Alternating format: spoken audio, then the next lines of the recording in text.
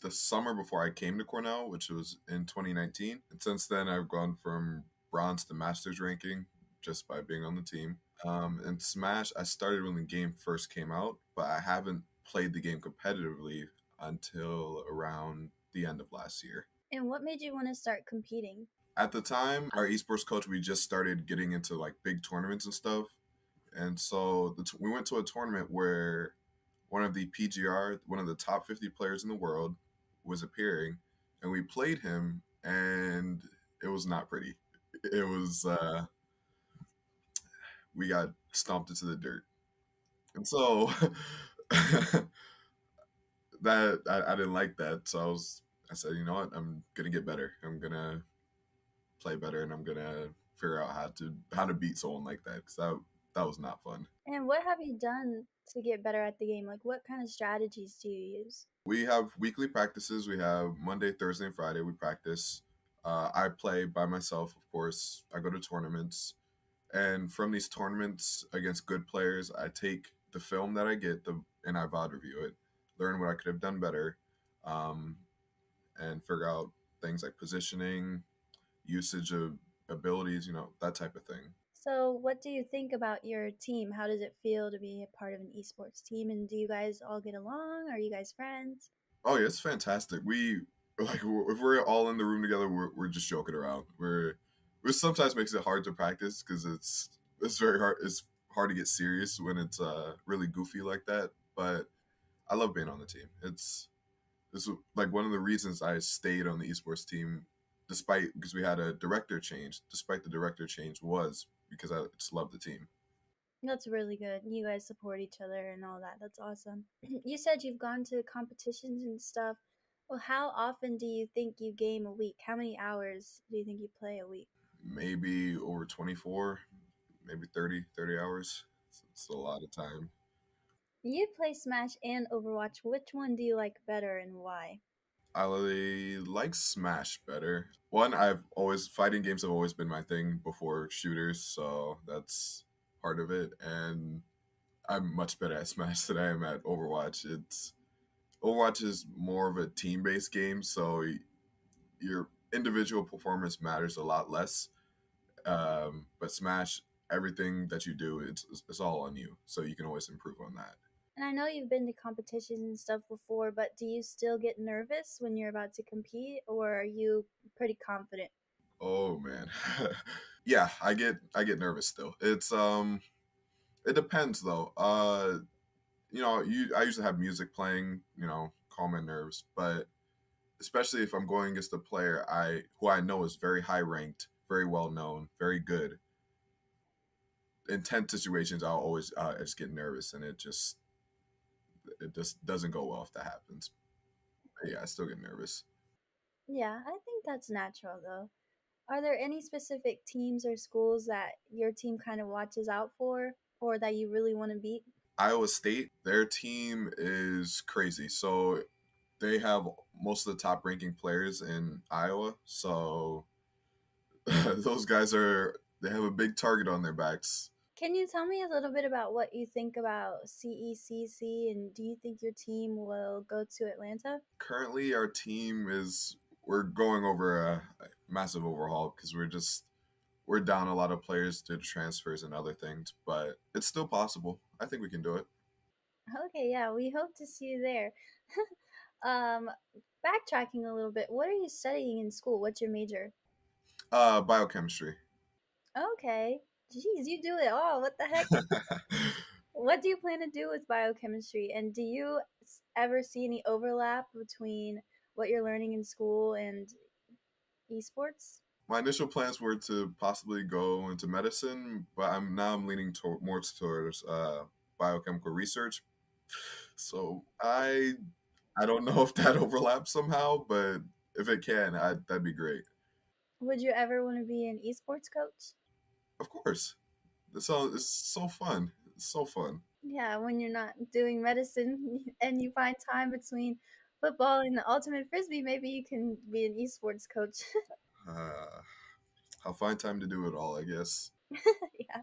Are there any players on your team that stick out to you, whether it be a success story, their growth, or even yourself, that you want to talk about? Let's see. Well, of course, myself is a good success story, I guess. Because when I joined the Smash and Overwatch team in 2019, I was garbage. Like it was bad. Like I said earlier, I was bronze rank in Overwatch, which lowest possible rank. It's terrible down there. And then from there, I went to Masters, which is the second highest rank, which is just ridiculous. And then in Smash, I was also bad. So, and now I'm one of the top ranking players in Iowa. So yeah, it's pretty good. So, what has been your proudest moment or specific moment? I know you jumped ranks there, but has there been any specific moments in a game or tournament that really you're proud of? It was last year during we had a Smash tournament, Smash Ultimate tournament. It was a Wi-Fi tournament.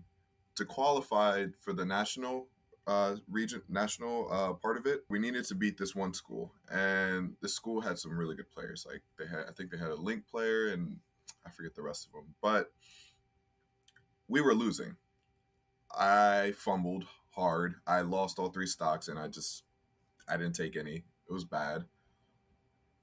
And then my team rallied, and we beat them, and the whole room exploded. It was fantastic. Everyone was jumping all over the place. It was yeah, it Yeah, was a great time. can you imagine the energy? That's really awesome. So, my last question for you is, do you have any goals for the rest of this school year that you want to accomplish? Well, for Overwatch, I do want to rank up again. I want to get GM, and for Smash Ultimate, I want to get a higher rank. I think so. In East Iowa, I'm ranked I think fourth or third, but I want to be first. I want to be the top of the ranking. I don't I don't like being under two other people. It doesn't feel right.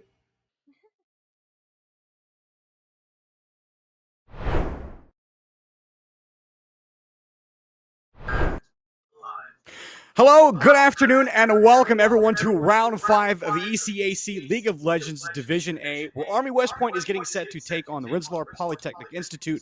Both of these teams are sitting tied at 3-1 in the standings and are looking to claim their fourth win of the season. I'm Cast. Alongside me is Go Farino, and man, how you doing tonight? Decent.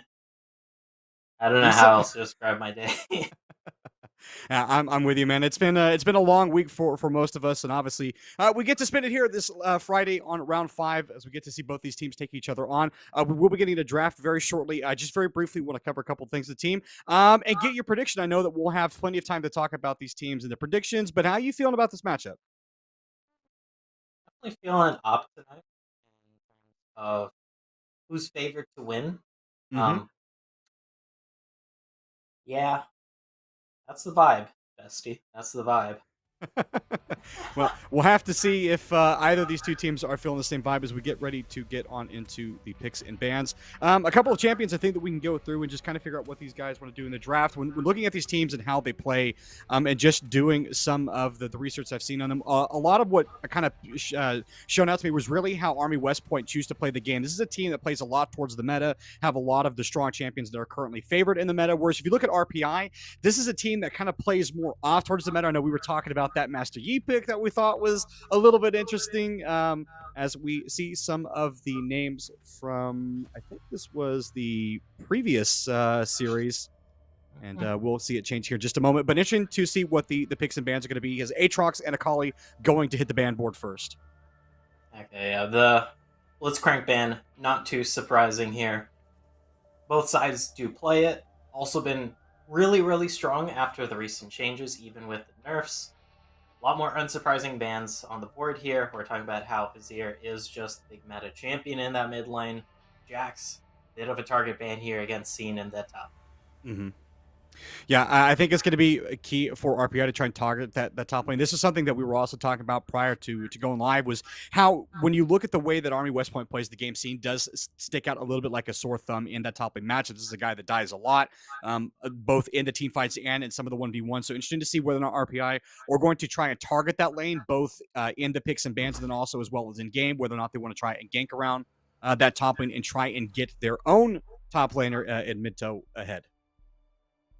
Yep, and interestingly enough, we see the Seraphine first pick here for RPI, valuing that flex pick here, but it does mean the other the other member of the big three in the mid lane right now, that Silas, going to be able to be scooped up here by West Point. I'll be pairing it with the why am I forgetting this champion? The Viego. Viego. I don't. Gonna be paired with the Viego as well. Sets up for very explosive skirmishes already in terms of the mid jungle 2v2 here. Yeah, I'm interested to see what they're going to do with that one. That's obviously a lot of pick power, too. It's interesting. I always like seeing these champions get picked one right or the other because they do similar things, but in different ways. So, like, Viego steals the whole kit, but then doesn't finish it off. But then Silas like, I got you, bro. And then steals the other ability just to make sure that they have the full range of it. So, always interesting. So, they can, they can target the full champion. Like, now we have all of your abilities. And we can look to play around that one, as it is going to be the set locked in there for the top lane. I like this as a champion that is definitely within mid-toes. Pool is something that he also plays well. He plays more towards that sort of isolated side where he can try and absorb some of the pressure. So interested to see how they're going to actually levy that set. Of course, it is a flex book. Can go towards the bot lane, can go towards the top lane, but I do fully expect it to be in the top lane, as it's just not something that Pizza Pie really plays. Mm-hmm. Although one thing to know is that the set does have a favorable matchup into the Silas in the mid lane, as you don't mind when the Silas gets up close and personal to you. You have a much stronger early level all in, just with your punch passive. So we'll see where that set goes, because like you said, Horizon, there's a lot of potential for flexing here. One of the other thing I'm going to be interested to see after obviously the first round of picks have come through is whether or not RPI want to try and pick a jungler here to try and finish this off. I think if they do, it would kind of tip their hand a little bit in terms of what they want to pick, because we don't actually see that pick come through. So I'd be interested to see what it was, because the Yuumi got locked in. So not sure what RPI have locked in on their third round, as it is going to be Graves locked in there. So that will be the jungle pick there. So that means that they have still a lot of flex, though. Seraphine can flex towards the mid lane or the bot lane. Set can also towards flexing 3 lanes. So RPI, they have a lot of draft potential here in terms of what they can still draft for themselves and not show anything. But obviously, we'll have to see what the next round of bans is going to hold. Mm-hmm. Because Graves, you can technically flex to the top lane if you do really want to. It means RPI as well. So far, their comp outside the Seraphine, definitely much more on the close range and much more brawly. Should be able to handle Army West Point just trying to jump in very well. So far, at least. So far. Like you said, we have to see how the bans and shape up in the second phase here, Horizon. Yeah. And really, for me, the thing that I'm kind of surprised is the fact that the Yuumi actually got through the ban. Normally this is a champion that we've seen get so much hatred, both at Worlds and MSI, and people have been complaining online forever about how this champion is just too strong. The fact that it can just sit AFK on another champion and then just do more damage than the mid laner in some cases is a little obscene. So, but obviously execution is the most important thing. So Army West Point, they'll have to actually make it work, because if you can kill that Yuumi's carrier, then it is just a free double kill, because Yuumi has absolutely no way to get away from anybody that's trying to hunt her. Yeah, almost always. If you're able to attach to someone else, that is always a possibility. In the context of bot lane, though, like you said, it's usually a 2-for-1 deal. That's why usually sometimes you'll see like hook champions into the Yuumi, because you're just hooking one champion, you get 2. It's gonna be Yuumi Ezreal, though, known for extreme safety, and assuming that this is a Seraphine bot lane here, it's not like RPI is gonna have that real hardcore all-in potential to interrupt this Yuumi and Ezreal. Just having the time, farming up, poking you down. But it does remain to be seen, of course, because technically RPI might not have picked their bot lane yet. Yeah. And that sends probably something to me that it is going to go in the top lane there. So that likely locks that set into the mid lane, as you were highlighting, especially into that matchup with the Silas. Still going to be feeling pretty good about that. Sin's just a difficult champion, I think, to pull off, just given the fact that if you know that he wants to proxy the wave, then you can try and figure out where he's going to be in the jungle, because he doesn't have too many escape routes once he gets in between those mid towers. So you can, or sorry, those top lane towers. So you can look to knock this champion down. But obviously, locking him down when he's super fast that's going to be the Darius over there. So that, wow, that might actually be. Yeah, it should be. Okay, that raises a lot of interesting possibilities, because all of these champions can still flex. This might be Singed bot lane in Seraphine ADC. Yeah, that's what I'm thinking here, because I know Singe support is technically a pick into Yuumi, as your adhesive glue, you put it down, the Yumi's grounded, can't reattach to anyone for 6 seconds, I believe is the lockout time, but also it stops the Ezreal Arcane Shift here. RPI, though, you basically have a quadra melee composition with how this tends to be much more in your face and close range. That's why we're seeing West Point bring out the Mordekaiser here. Really great at punishing like these very close range sorts of compositions that RPI is breaking out here. Yeah. And so that's the other thing that I wanted to ask you too is, these compositions have been locked in here, is when you're looking at the Viego and the Silas, there are a lot of really good ultimates here on the side of RPI to steal. Obviously, Darius ulti, not necessarily the best for someone like Silas, but you do still have the Seraphine ulti that's pretty good. You have the Showstopper there from the side of Set. Even Silas ulti to some degree is pretty good, because you get that magic resistance and the armor, and you ultimately just get the speed. So that allows Silas to take these faster team fights. So go for the one thing I want to ask you right now is, especially with the Mordekaiser's the last pick, in your mind, how do you see this composition playing out for the way that Army West Point wants to play the game?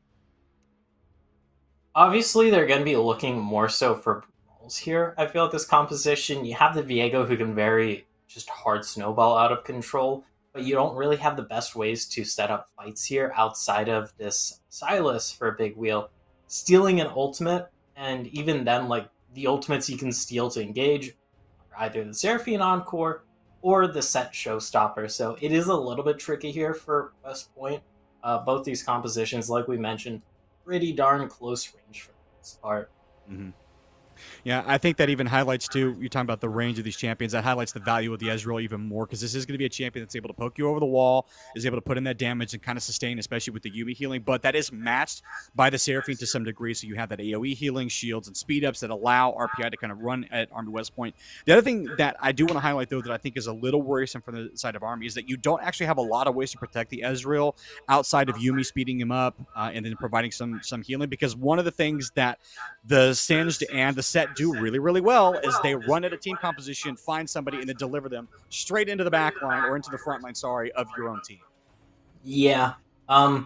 Thankfully, though, you are in Ezreal with zoomies to, just kind of bolster you. You do always have that arcane shift. You can be very slippery, because you will have that nice range advantage as this Ezreal Yuumi pairing against a Set plus Graves plus Singe plus Darius composition. So it's not the end of the world here in terms of backline safety for West Point Horizon. Mm-hmm. But they are definitely going to have to play at least a little bit careful and make sure you keep the threats out of range. Yeah. Now, something else I want to get your opinion on, too. This Mordekaiser that was locked in is the last pick there for Army West Point. This is a champion that we see very, very different views on, depending on whether or not it performs. Obviously, a Mordekaiser that gets ahead and gets kills becomes a very, very dangerous source of magic damage, especially being able to proc that passive that he has, where you sit in the middle of 5 people and they just slowly burn to death. But this is also a champion that, if it doesn't perform well, means that you can kind of get away with not having to buy the QSS. So interested to get your take on whether or not this is something that RPI really needs to plan for, or if you think they can get into this top lane, put the Mordekaiser behind, and then just not have to make a pit stop for that item. It is a Darius lane against a melee champion, so just by default, the Darius should be able to have that 1v1 advantage when it comes to these early levels. The passive is one hell of a drug for winning those trades. You just stack it up, you get a bunch of AD, you're getting all that bleed damage as well onto your target. Yes, the Mordekaiser can tango with you in that 1v1, close up as another Juggernaut. But especially early on, the Mordekaiser, before you get any health, before you get any extras, this can be a little bit squishy comparatively to what you normally expect by Mordekaiser standards. Yeah.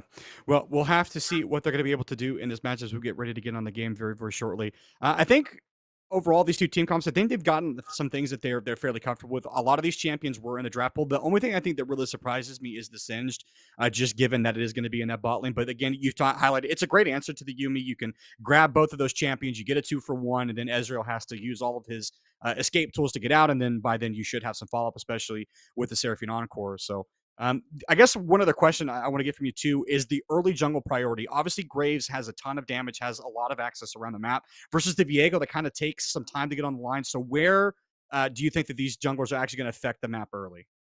Um, I'm more so leaning towards that it's going to be a farm heavy early game for these junglers. We know that the Graves can power farm pretty decent at counter ganks, and you do have like setup here that's pretty decent in all lanes. So you can definitely gank a little bit as this Graves, but I wouldn't be surprised if JQC goes for that farming route. Like you said, Nailbird as the Viego does also take a little bit of time themselves, really wants that Heartbreaker ultimate, so you can get those resets and really finish off those kills when you go for these ganks. So maybe it's going to be a little bit of a chill pill here early on. Yeah, I'm with you, especially with the Graves too. He wants to try and farm and get to that early Umbral Glaive and then kind of get around to denying some of the visions and then start up an early objective. I would definitely say though that they need priority in the lanes before they can start up anything like a neutral, just because Graves isn't necessarily the best at starting an early dragon without help, especially if there's someone to contest.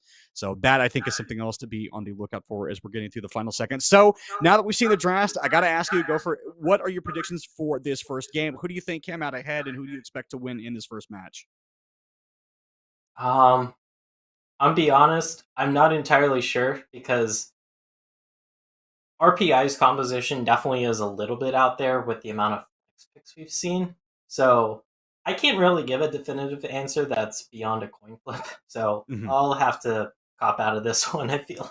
Oh, we're not gonna commit to one. Doesn't want to cast a curse anybody. Well, I'll take up the mantle. I'll do it. I'll put one team behind. I think given the composition that Army West Point has gotten, I think they just have the easier execution in terms of having just a straight front to back team fighting. They have a lot of damage. They have a lot of great scaling on their side, and a lot of these champions are actually really, really difficult to lock down, especially the 1v1s, the 2v2s. That being said, I think RPI, they have plenty of answers. It's just going to be whether or not they can perform on them. Obviously, we see Darius all the time. Everyone gets hype about this champion, and then it dies like 5 times in the early game, and then everyone's like, I'm done with this one, and then the other team composition kind of rolls over it. So it'll be interesting to see whether or not, when we talk about execution, whether or not RPI will actually get into it and have enough to walk away with this composition.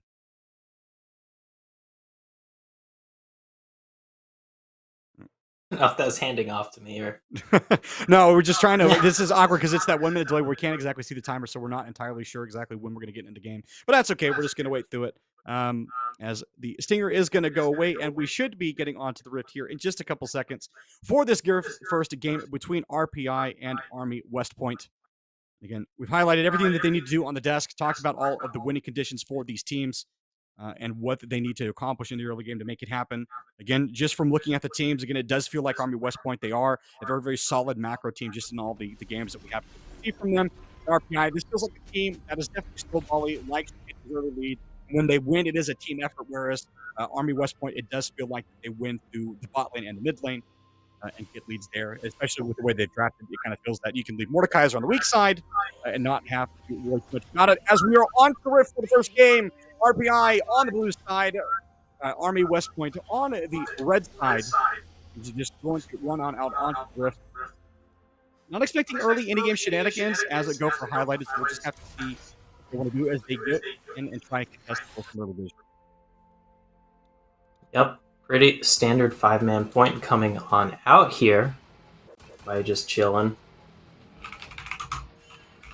Go for we talked a little bit about, obviously, the champions. We talked about what the early game expectations are. I want to talk about this Viego, though, because there are a number of item optimizations that can go, and I'm curious what you think the Nailbird's going to try and build on this Viego. Does he go the Divine Thunder route? Does he maybe try and build, I don't know, something like maybe a tank item? Are they going to need him to be that frontline, or can he actually just stick to that damage pathing? It's likely going to be a little bit of a mix towards that Bruiser here, because you do want some survivability to get the resets here. But likely going to be the Divine Sunderer into a... And also mirror side too is Nailbird. He's going to look here mid. That's going to be Punch forward. Nailbird gonna flash forward. Willa's not committing his, and we'll just walk on out of there. So a show in the mid lane, a summoner used, and they didn't get a whole lot out of it, but have put in the damage there. He wants possibly to wrap back around. Wants to see if he can get anything, but won't be able to do it. So the face breaker just going to keep him safe enough there in that mid lane. All right, and we're gonna. Oh, go ahead. Oh, wait, was I interrupting you? No. We were saying that we were just going to give you a minute to get your audio fixed out. So we're waiting to see what that's going to be. Mm-hmm. So while we wait for him to get that audio selected, we'll just kind of talk through the early game. We'll just let him get set. He'll let us know whenever he's ready. We don't want to pressure him on that one. Big thing right now, too, is just the shove in the mid lane, too. So that means that Silas is just going to have to put up with that against the set. This is fairly expected just because the set has a lot of safety. You know, if Silas does go in, you can trade. Face Breaker's a great item to keep yourself healthy and safe. And also just the fact that the auto attacks are faster for the set means that he's going to proc his Conqueror a lot faster.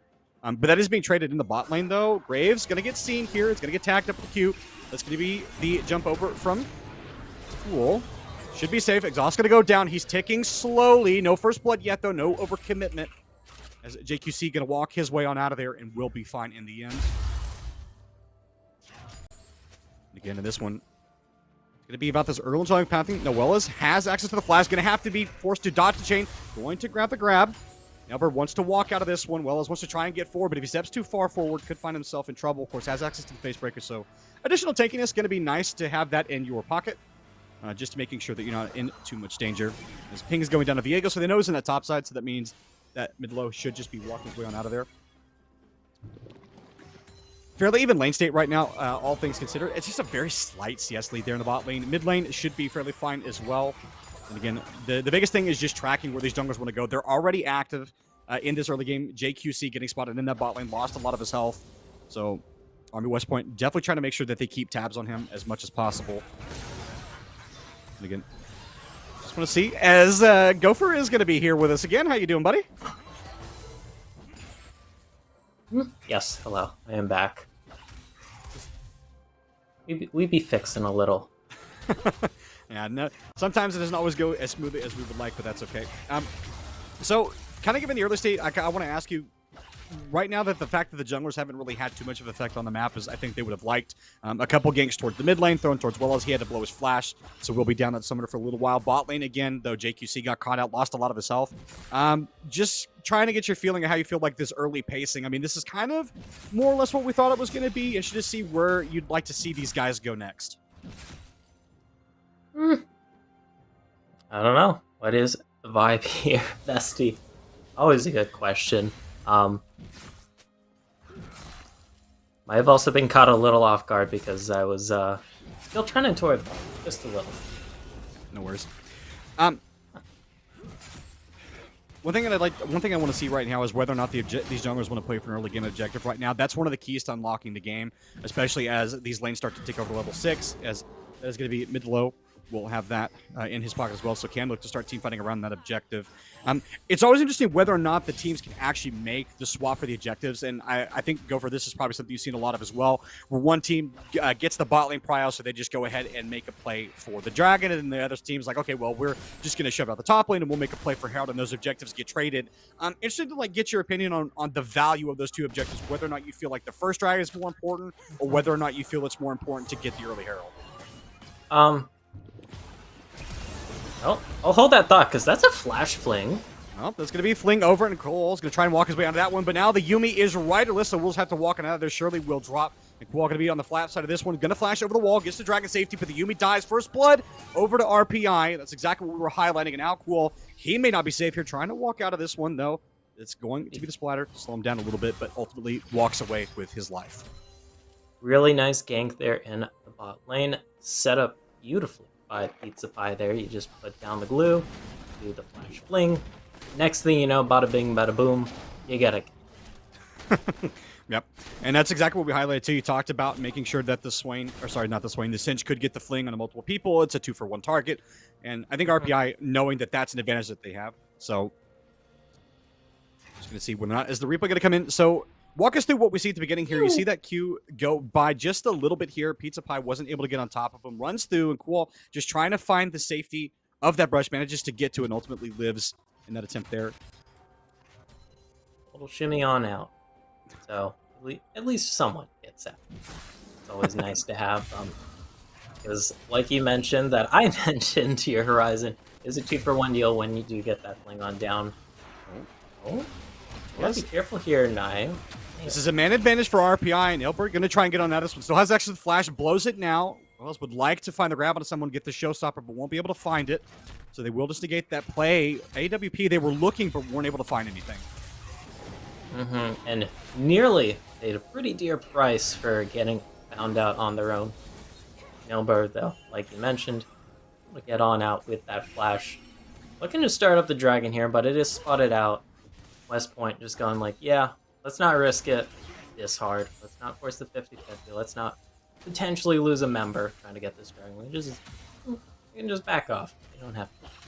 Yeah, and that is obviously going to be RPI's reward for having pressure in that ball lane. It just means that you can feel free to step up to the drag and just check it. Even if you're not necessarily going to try and fully commit to stop it, you can just sort of show up and, you know, kind of dissuade the other team from wanting to do it. It's like, you know, hey, we might go in on you. Yeah. Sure, you really want to start that drag? And then, you know, half the time the jungle's like, you know what? In fact, I don't want to start this drag. You know, I'm just going to walk on my merry way. So, obviously, with the information, and that's one of the important things that he gave up, Nailbird. The fact that he was towards that bot side means that good face breaker. Big Will is going to go unstoppable. He's going to get underneath the turret, but can he manage to walk his way out of here, though? Because Big is going to see him. He eats 2 turret shot. He has the Graves nearby. That's going to be Ezreal. He's going to claim that one. Weller's going to drop a trade kill for 1-for-1, but across the map. It was a flash committed from Weller's, though. So ultimately, a summoner advantage in that mid lane, but the gold's still going to feel pretty good for RPI.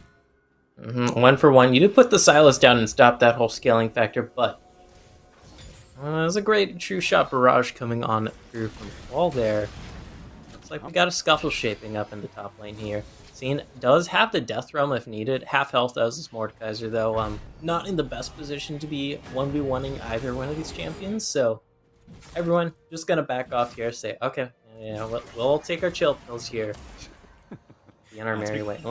Speaking of chill pills, though, Pizza Pie not looking to stay very chill at all. He's being pretty disruptive is some, what we might call some bad manners, and just stopping somebody's recall underneath the turret. It's generally seen as good macro, though, so obviously going to continue to pull that one off.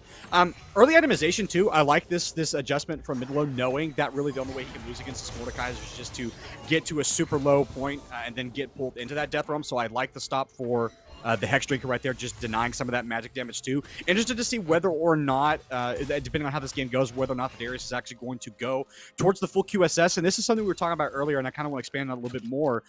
There's no champion that really efficiently builds a QSS, right? There's no item that it builds into that's good for any champion. There's no super nice utility item outside of just having the improved QSS that, you know, the Mercurial Scimitar, I think it is, that it builds into. Most people don't even really upgrade it. They just leave the sash in the inventory and then play around that one. So yeah, it's always, no, it never feels really good to build that item.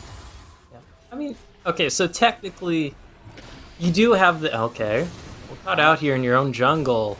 Nailbird, he's going to get challenge smited. He's going to be ticking. JQC should be able to knock this one down. Does he need to commit the ultimate now? They might try and wrap around another way for this one. Pizza Pie, he wants to run down Big Will. Should be okay if he can get underneath the turret here. So Will, they just look to... Oh, the flash? That's going to be the encore. It's going to miss. Big Will flashes out of there. It was a flash for flash, though, traded for Exothes. So we'll just be a trade of summoners there. Ends up living there, but they're going to drop this Herald mid and pick up some of these plates. If they do drop the Herald here, it looks like, okay. Cool. I was just going to say Exothy. Not sure what the pathing was there for Exothy to get stuck on that wrong side of the map. So, yeah, that's just going to be a kill donated to AWP, and they're going to feel pretty nice about that. Yeah, you got 2 kills on this Ezreal now. That's a bit of a scary prospect. NGL. I mean, look, he's already got the Sheen. That's 1 item power spike right there. True. Although, on a more serious note, Ezreal is like technically much more of a 2 item spike champion nowadays. Just with Manamune and Triforce being like so cash money on him. Is that your preferred build for him? I like Triforce, yeah. I mean, tons of damage. I know Divine Sunder usually out damages it. At least it did last year, pre-changes. I don't think this is gonna happen. So we can go back to talking about Ezreal itemization choices. Yeah, I'm with you. I think the Manamune obviously makes a lot of sense. It's just a super efficient item, but I think I think what's disappointing is when you see Ezreal, like out of the variety of builds, a lot of times it just ends up at some point in the season coming back to the Triforce just because whatever item was good on him inevitably gets nerfed. And then it's like, you know, the kind of the Thanos memes, like you couldn't live with your own failure. Where did that bring you? Back to me. You know, everyone abandons Triforce as soon as another item is cool, but then, you know, inevitably that item gets nerfed and you have to go back to Triforce. Yeah, I mean, I think okay, look for the face breaker. The face misser, more like. And very funny. That's a good upsound abduct. I don't know if you want to take that one, though. Big wheel. This is a weird positioning, though, because they're caught on the wrong side of this jungle here, and AWP, they can collapse a little bit faster. Now, Big Will's going to steal away the showstopper there. They can look to commit for this, and now they have a man advantage. That's going to be the Graves falling, and now they can just look to fight this. Well, as he's going to jump forward, but Blue Will, he's going to survive the face breaker. He's going to pull him back, and that's going to be another kill. Double kill for the Ezreal. Now Pizza Pie just wants to try and survive. That's going to be the ultimate coping out from Ezreal. Now what else can they get? They have no tower to fight around, but they don't even need it. They're going to collect another one. It's going to be 3 kills for 2. They're going to collect that gold, and they're going to be very happy with that state. Yes, they drop a tower, but they get themselves back in the game overall with the gold. Even as I say that, though, it's still a 4,000 gold lead for RPI. Little interesting there, because we saw there was the Herald in the bot lane here for RPI. They're obviously looking to keep the pressure up, finish off that first turret. They are able to secure that first turret. That's a lot of the reason why the gold's still like this, but a little bit interesting positioning. You're a little too far up, kind of getting caught out there. We saw JQC just kind of drop there before really being able to do too much here, Horizon, and just kind of led to that whole entire awkward trade. Yep. And I think the most important thing for AWP is the fact that a lot of those kills, in fact, almost all of them went straight onto that Ezreal, which is super good. So he's going to have the completed boots. He'll have the Triforce. He's going to be looking to finish off that Manamune build here in just a couple of minutes. I'm surprised he didn't actually finish that first, but instead just went ahead and went for the Trinity Force first. As Nailbreak is going to get invaded here. It's a 2-on-3. AWP, they need to make their way out of this one. Big Will's going to be stuck underneath the turret right now. Do they look to try and dive this further? Or will RPI walk their way out of here? Again, just posturing. Out of these teams certain whether or not they want to go in. The Yumi's going to join the fight now, and I think that's probably going to be the signal for RPI to go ahead and pull off of this one. RPI just kind of like, you know what? I don't think this is going to work out. Let's just back off now. Yeah. And be able to just shimmy on around here. Get some more vision control. Farm up your jungle. Maybe get a reset or two for some of these champions here, although no one going for the reset just quite yet. All things just kind of back to status quo, so to say. Yeah, they're just going to continue to play it around slowly. Obviously, the second Herald has spawned. RPI is going to take that objective directly as it spawns, which means they have that timer to play around because they're going to be able to get this before the next dragon spawns, so they'll have plenty of time to knock this down, get the lane shoving, reset, and then they can place that either in the top lane or the mid lane and look to just force those towers down, in which case AWP, they'll have to respond to it at some point, or you know, sometimes you see a team just kind of let the Herald go and they're willing to make the trade of a tower for a dragon. But I think in this case for AWP, I think that would probably be a mistake, so they'll have to respond to that one. So I fully expect the next drag to go to RPI. They are going to want to force that issue. No. If we're talking about like Dragon Soul as a potential lane con here, it's not going to be the fastest. We're talking about a second dragon, around 17 minutes here, assuming either of these teams pick it up instantly.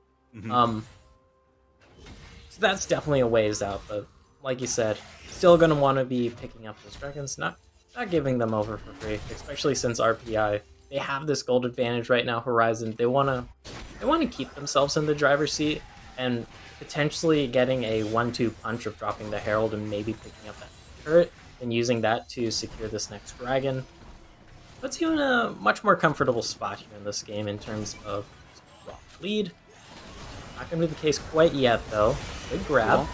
The clear the warden. This is going to be the teleport committed. What else do they want to get? It's going to be a 3-man charm. Nailbreaker is going to try and get out, but he's going to drop 2 quick kills just as soon as you can say I'm dropping in the mid lane. Mordekaiser's here, but so much damage. This is still a man disadvantage. They want to try and walk forward. They're going to throw him back unstoppable, and now Cern's going to knock down one. The Yumi's still alive. They're going to collect that one, and now what else can they get? Cena's been slain.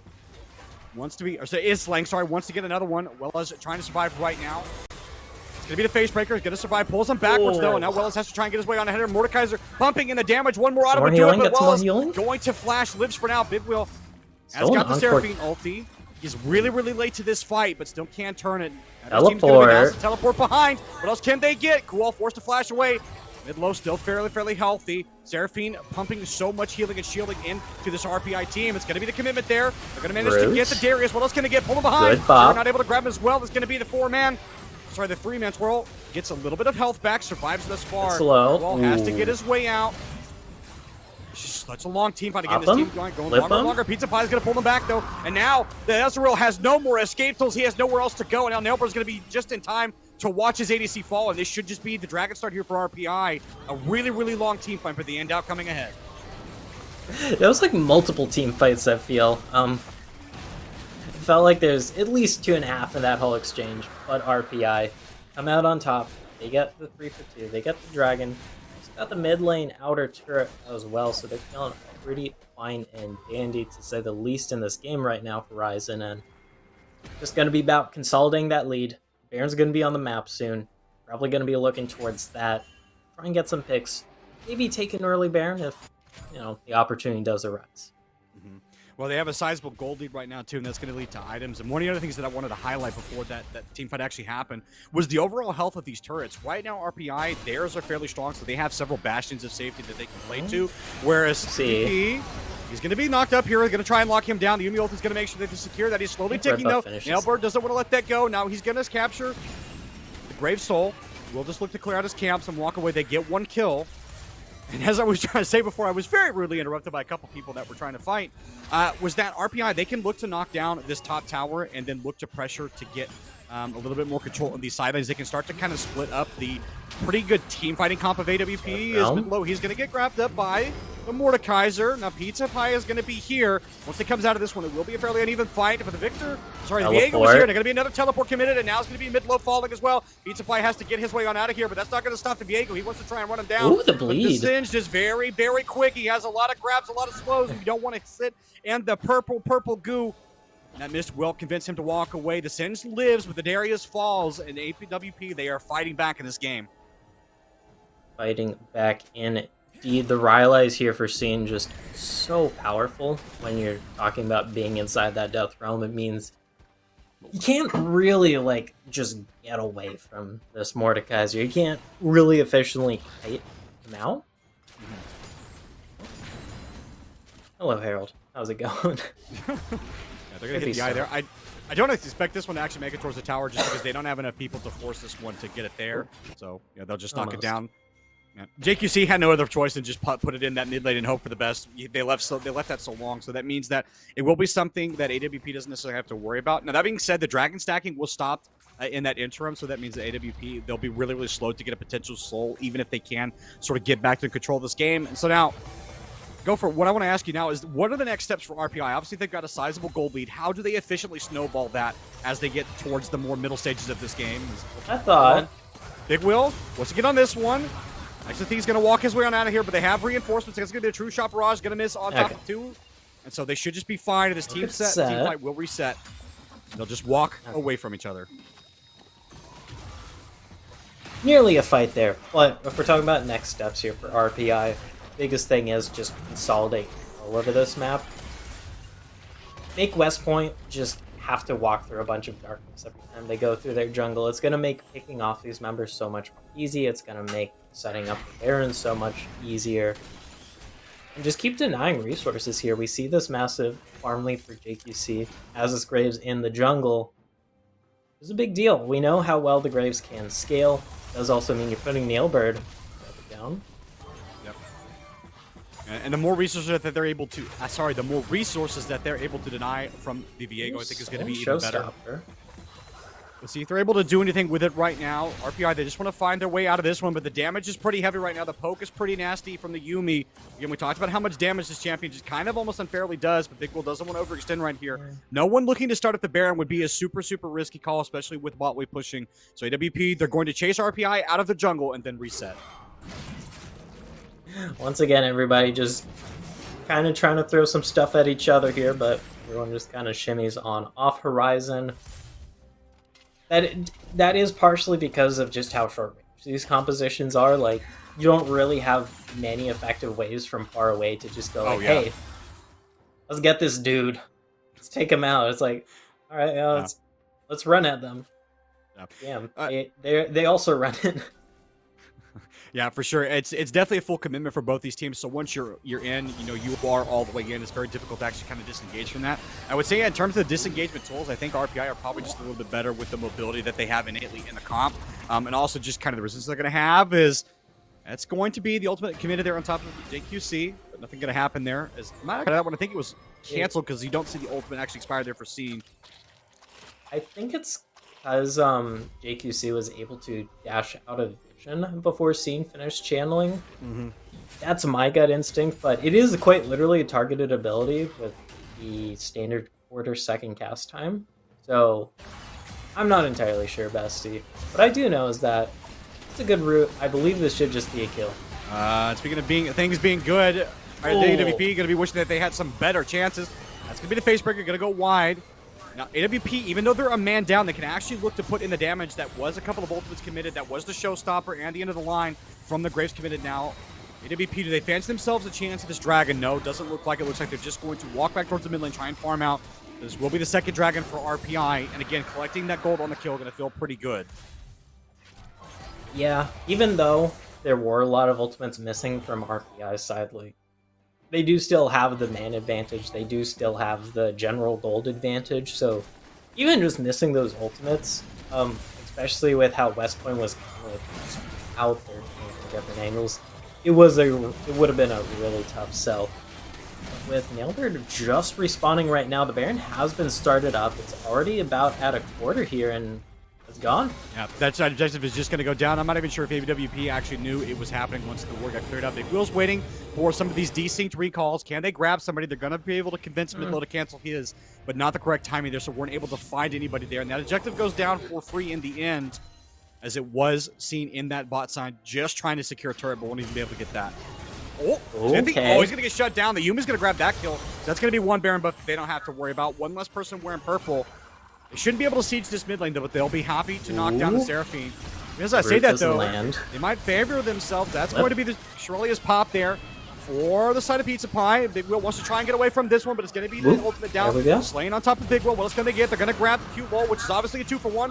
They want to try and lock him down even further, though. Nailbird just trying to walk out of this one, but he's going to get sticky. He's going to get stuck, and he's going to get sent straight back to the Death Fountain. Now it's going to be the commitment on the back line. They weren't even able to get anything underneath the tower as Viego falls as well, and with a couple people wearing purple, this will at least be one inhibitor going down for AWP. Yep, that's the gold lead for you, Horizon. Like, you just kind of bludgeon them to death with the difference in gold set. Ooh. Okay.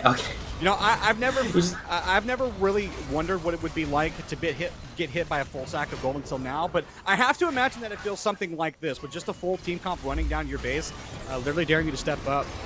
Yep, that's going to be the Seraphine getting ulted again. Just nothing. Sorry, the Seraphine. That's going to be the Ezreal getting ulted. Nothing that they can do. Pizza Pie going to die underneath the turret, but they're going to get a whole lot of this one. Facebreaker's going to secure that kill. Big will fly, but he gets the singed in the end. But again, they have still people wearing purple, so that means they can just continue to singe us out. The death timers are 30 seconds. AWP, they're trying to hold on what's left of their base, but they're not even going to be able to do that as they're going to start putting in the damage to the Nexus, but not before they pad the score lines just a little bit as Mid Tower, he's going to go on a rampage, and RPI, they're going to pick up the first win in this series.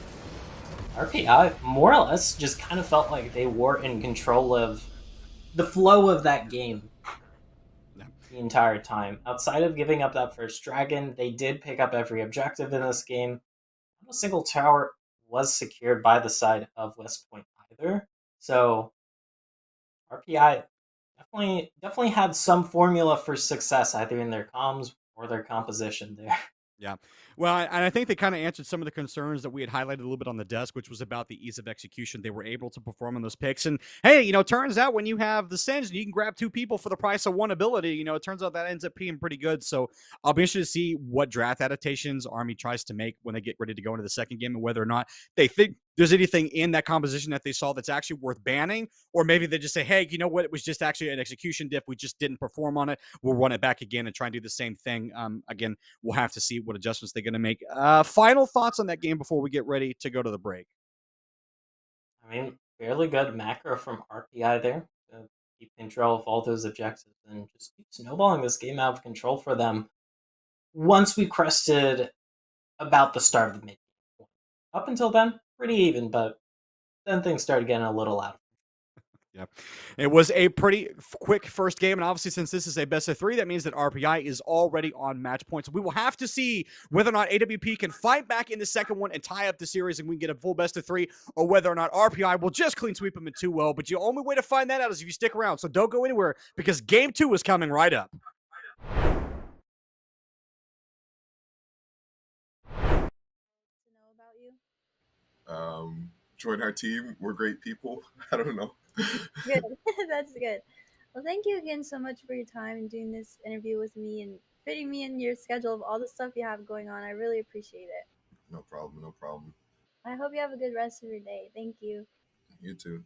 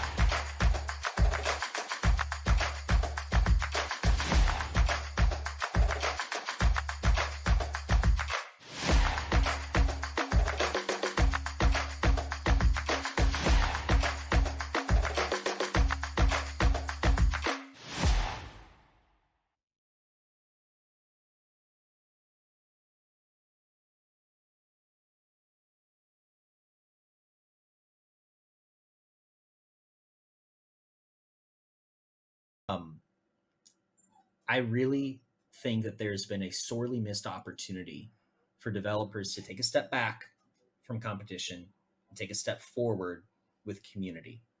And if they do that, I think we all win, because community, I would argue, is the one thing that no one's trying to solve.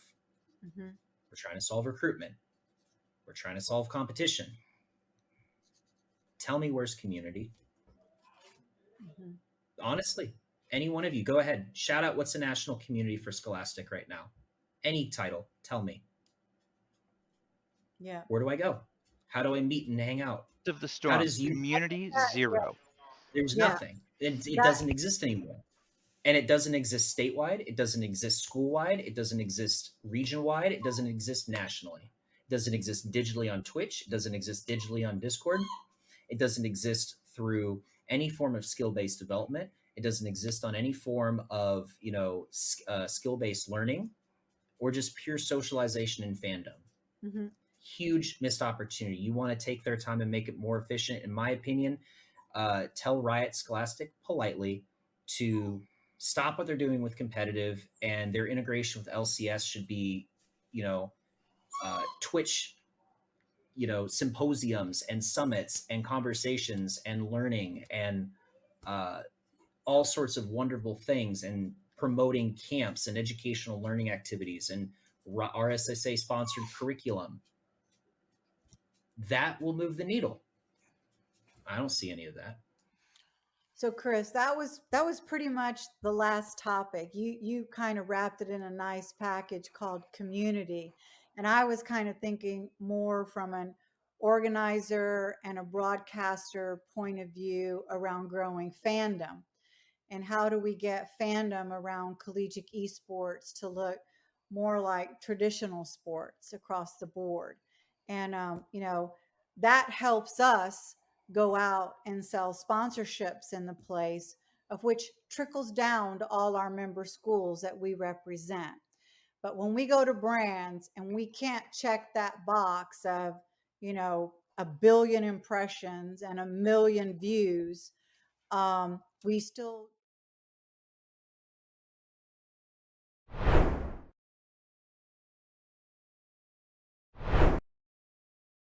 Hello, ladies and gentlemen, and welcome back to the ECAC Division A Round 5, where we are getting set for game number 2. We should just be getting straight into draft here, as both the teams have readied up. And while they get ready to do that, just going to very briefly talk about the last game. It was a pretty convincing win from RPI, so interested to see what adaptations Army West Point will make.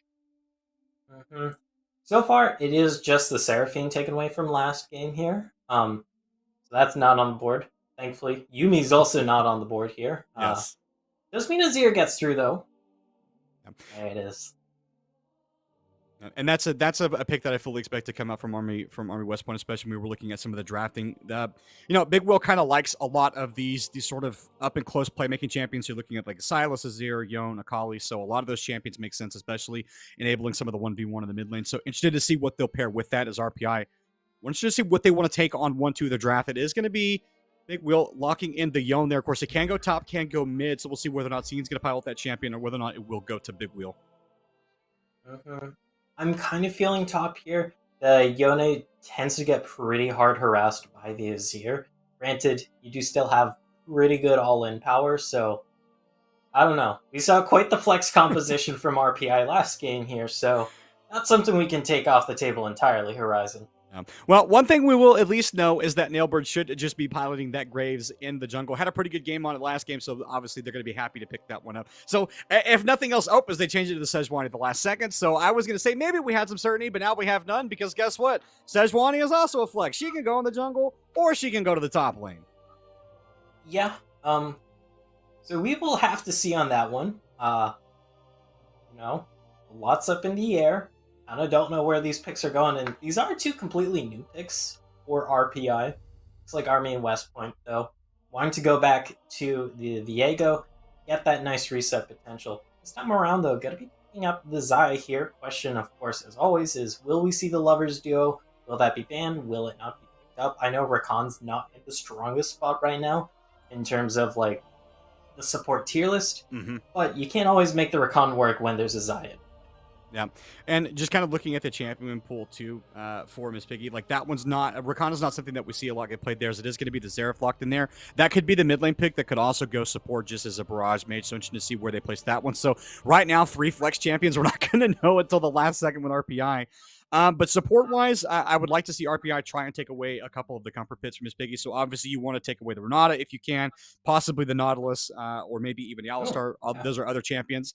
So that leaves us something possibly like the Lulu for some additional safety. Leona still on the board, something again we don't see a lot of. I think the Rakan could work, but it's going to have to be... actually, it's not going to work because they're going to make sure that they take that one away. So the RPI is like, no chance of the Lovers duo. We're going to make sure you don't get that one. So Jen will hit the ban board for the side of Army West Point. So other things you could pair with the Lulu, something that we don't see a lot, but you could try and get the Bard as some additional safety. This is something that we see picked up with Zaya a little bit more just because it adds on to the self-peel that she has. But obviously we'll have to see what Army West Point is going to value whenever they get this last round of picks in for them. Is Darius and Malphite also going to hit the bans? Yeah, I believe...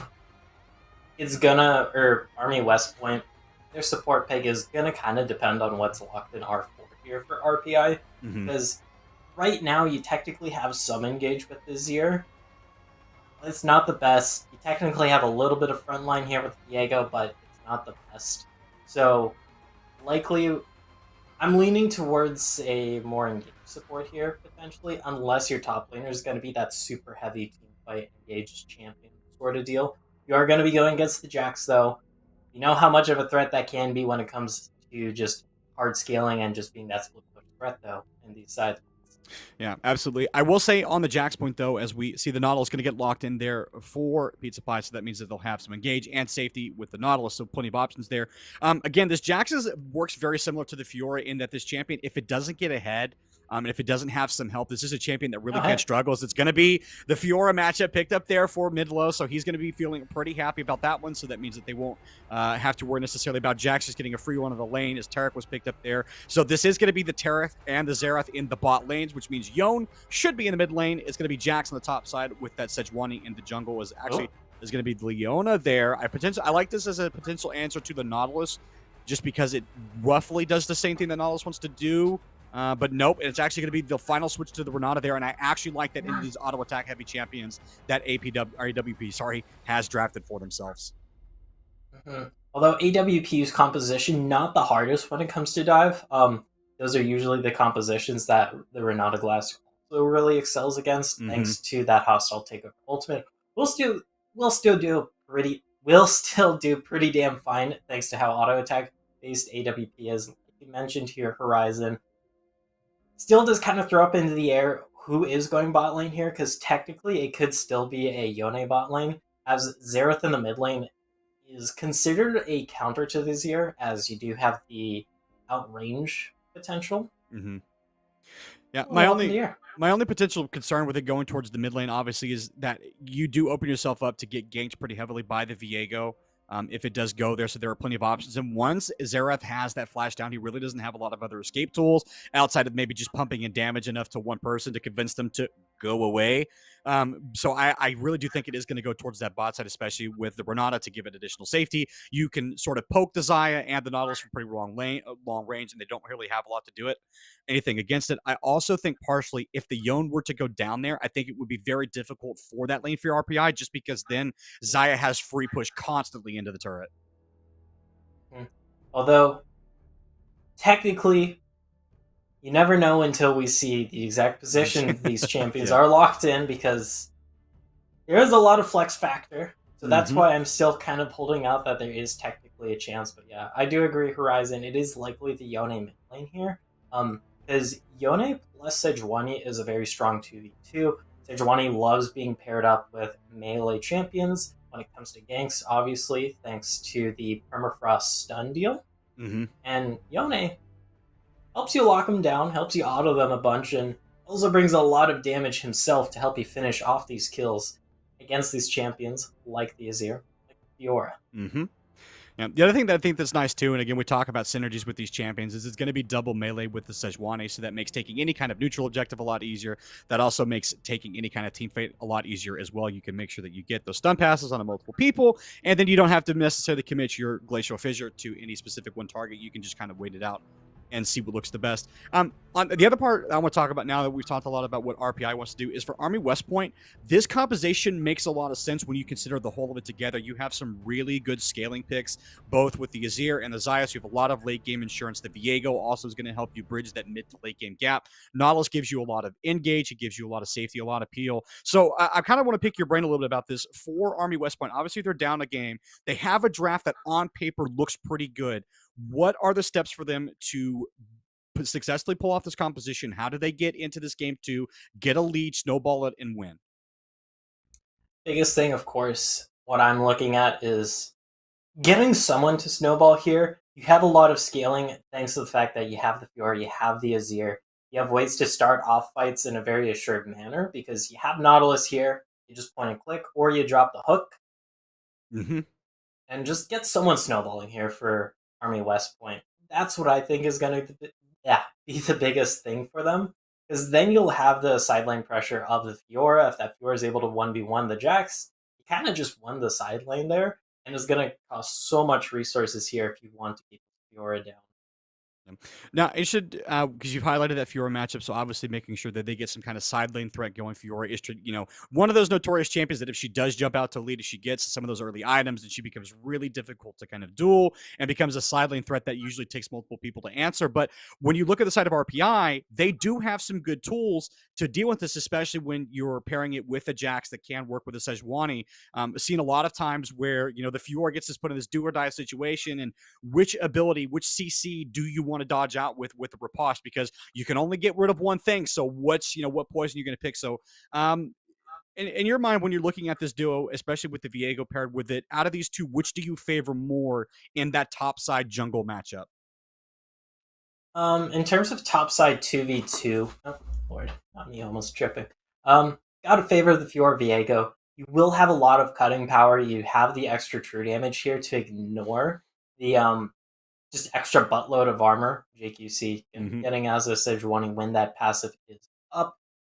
The riposte, like you mentioned, if timed well, if you use it on the one CC that matters the most to your Horizon, can just really turn around any of these 2v2 skirmishes in the top side. So gonna be giving it to them. Unless RPI's topside 2v2 able to get the jump themselves, in which case probably gonna be RPI. Mm-hmm. Now, one of the things that I think need to highlight before we talk about anything else in this matchup, and obviously I think something that will catch most viewers off guard, is the fact that Azereth was locked in the bot lane as that APC threat, so that ability power carry. Traditionally, we see ability power carries kind of struggle in some of these 2v2 matchups, even despite the fact that the Xerath is going to have the range. So what is the usefulness of having a bot lane like this, especially given the fact that they're going to be kind of low on mobility? What is it that RPI can accomplish with the Xerath?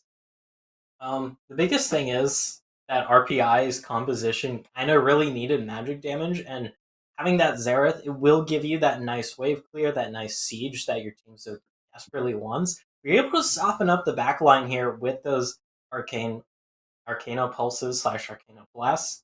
Can't quite remember the exact name. Mm-hmm. But you're able to just soften up the backline with this Xerath poke. You have this Jax, you have this Yone who can very easily finish off anyone, even when they're kind of full health. But especially when you've peppered them down maybe about 60-70% health with this Xerath. No. I'm with you on that one, and just mentally when I'm imagining how this matchup goes, it kind of feels like the whole older brother, younger brother analogy, where you kind of just hold your hand out to your sibling, and then they're just kind of flailing their arms, and they can never really quite get close enough to do anything about the fact that you're just keeping them at arm's length. And I think that's something that the Xerath could definitely accomplish, especially with the Renata paired with it. You're going to be able to land that handshake, and then anytime anybody tries to engage on top of you, you can throw that hostile takeover and then just look to buy an additional space. But when I'm looking at this Xayah and this Nautilus, I see a composition, especially in that bot side of the 2v2, that is tailor-made to try and lock these two champions down. So interested to see how AWPE, if they're going to be able to play that and whether or not they're going to have success in that duo. As ladies and gentlemen, we are on to the Rift for Game 2 of this series. Army West Point, they are down one game. RPI, they want to make this a clean sweep, but if AWP, is it going to be a pause? It wouldn't be a North American series if we didn't have a pause, ladies and gentlemen. The tech difficulties, they aren't just locked to Worlds. We're going to have one here. We'll wait to see what the update is going to be on that. Hopefully it is fairly short. But in the meantime, that gives us more time to talk about the matchup. So, as we're being told that they are having microphone issues, so we will wait for that audio to get sorted out for them. So, Gopher, this gives us time to let me ask you the question. For AWP, how can they isolate this bot lane matchup to try and get ahead and punish the immobility that RPI have drafted for themselves? I mean, the solution I feel is pretty clear. Have a Nautilus, got a hook, got a duel. Speaking of hooks, that's a big deal. Flashless Aerith, you're talking about yourself in champion select here, Horizon. That was in the context of being ganked in mid lane, but those also apply in the bot lane as well, because you still have no flash next time that hook comes out. Yeah. We are just going to wait for the spectator delay to catch up. This is something that just has to happen with it, so we'll just make sure. The goofy, So now that the Xerath has no flash, this should just signal to Nailbird to say, hey, come gank the bot lane now that the APC has absolutely no way to get away from you if you full commit to it. But AWP, they want to look for a little bit more. They just want to keep vision on this one. Obviously, they'll know that JQC will like to stop bot lane. They're flexing on each other. They're just doing a little bit of back and forth. They're daring each other to step up. It's kind of a test to see who's the bigger macho, but obviously they're going to have to leave at some point because you got buffs to go farm. And so JQC will get spotted going towards that bot lane. And nice little bit of info, like, hey, we know where you're starting up. Yeah. Don't try anything too fishy. Yeah.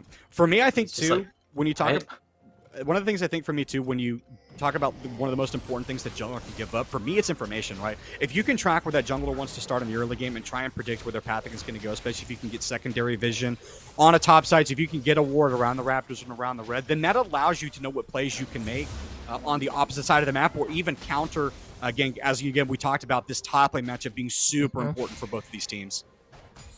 Because both these champions in the top, they kind of want to be that 1v1 split pushing machine. And whichever one's kind of doing that whole deal better, the other one's just gonna not have a good time, to say the least.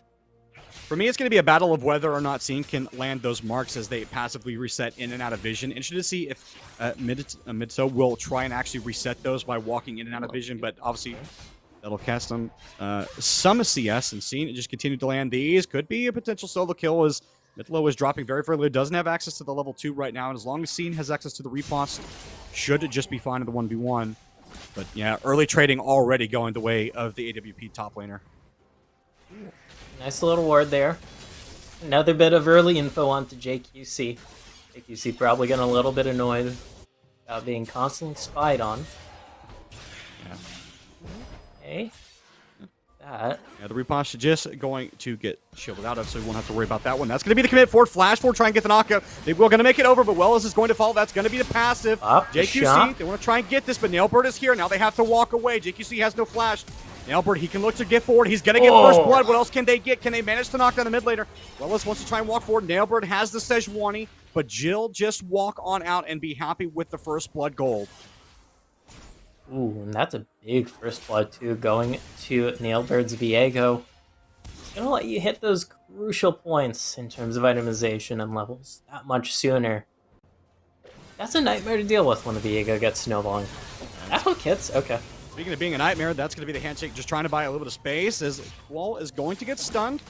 And a fairly decent trade, honestly, going the way of RPI at the end of that one, as well as he's going to try and jump forward. Not sure what he wanted to do there, but rubber bands on back underneath the turret and takes a little bit of damage and says, hey, cool gank, bro, but you didn't get me. Nailbird only having a much better time at this game. Last, I got invaded a lot last game. Conqueror. Lockman Love, this is an interesting 1v1. Does still have access to the flash. Scene going to walk on out of there, but doesn't commit the ghost. But that trading starting to go back towards the favor of the Jax. Of course, he did have that early reset. JQC, do they actually want this one? The Furor should just be able to complete the recall, and they'll see that, so they won't gank any further. Fighting in mid. Oh no, Wellis, he's going to get caught here. Tries to get over the wall. Nailbird, does he want to flash for this? No more CC. Yeah, doesn't have actually have access to the flash, so we'll just walk on out. Yeah, and a much, much more active early game in this second game. Gopher? Oh, he's not going to let this one go. They want to get JQC underneath this tower if they can. Or is he just going to elect to... Yeah, no, he's just going to go ahead and elect to get the Gromp. Yeah. Obviously, Jax has no access to the teleport, so he won't get back in that lane much sooner. Now, Gopher, obviously the first blood going towards AWP is going to feel pretty good. It's going to be nice that they have that on the Viego as well, so they can look to play through this champion. Nailbird's in the area here. Uh-oh. Flash is back up, but they're this far ahead. Oh, Viego. Yeah. He's going to be here. They're going to be able to get the root down on top of the Nautilus. What else can they get? Why he's going to be first to blow the cleanse now. Has to back on out of here. There's going to be no further follow-up CC, and now they just want to see if they can knock down next. The Ignite's going to be so flash close. out. That's going to be the bailout, but it's not going to do anything.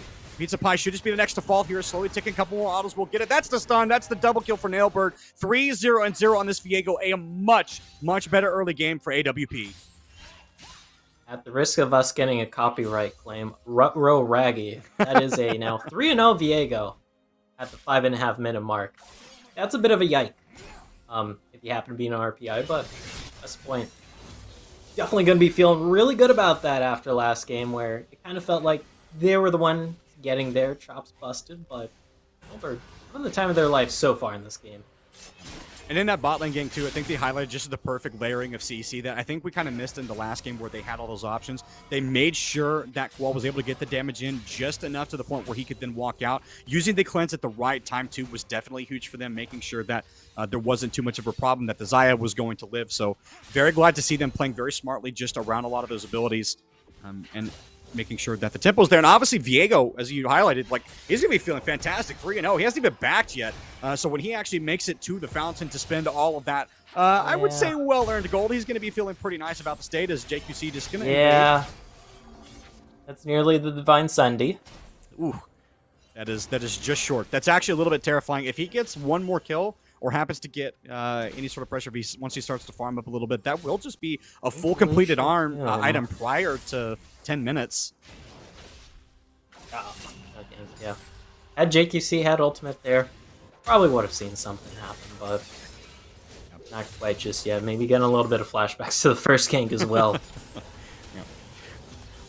Now, Gopher, right now they are at quite a bit of a gold deficit for RPI. They're just about 2,000 gold down, but nothing really has happened yet. There haven't been a lot of turret plates exchanged. No early objectives have gone down. It's really just been those kills. So for RPI, what are their next steps to kind of mitigate some of the early deficit that they found themselves in? What can they do? What movements can they make around the map to try and get ahead preemptively of any of these plays that AWP wants to make? I mean, the biggest thing is just that's pretty simple. Just get some kills for yourself here, because all 3 kills, basically the entirety of the AWPE gold lead here, is going to be on Nailbirds. If there's a fight, it's going to be on even grounds if there isn't this.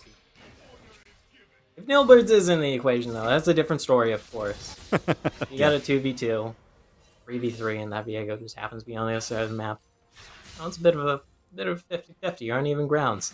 Nailbird, though, can't look for this gank in the top side. Wade is just pushing in now.